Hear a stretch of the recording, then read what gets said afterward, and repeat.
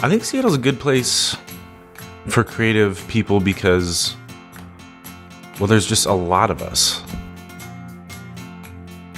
The reality is that Seattle folks, we're more about doing than we are about talking.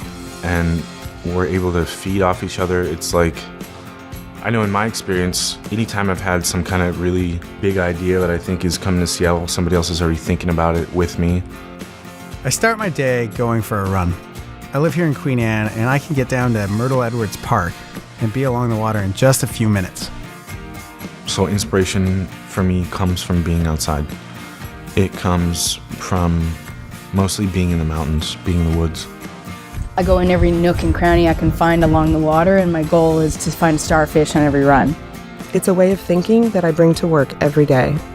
There are a lot of really hungry people that are resourceful and generous, savvy people. People who aren't just good at what they do, but that know how important it is to be able to work together. They're looking to join something, be a part of something, a movement, not just a job.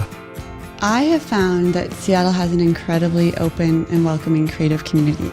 I had to start from scratch in terms of building a network and figuring out those relationships and how to navigate the community, and I found it very accessible. And I think that's a very unique thing that Seattle has to offer.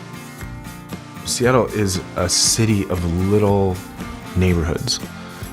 There have been a lot of times when I'm walking downtown or near the Seattle Center and there's a concert, Hey Marseille is playing on the harbor steps, or there's a Shakespeare in the park that I didn't even know was happening, and you could stop by and stay for an hour, stay for 15 minutes and just appreciate it.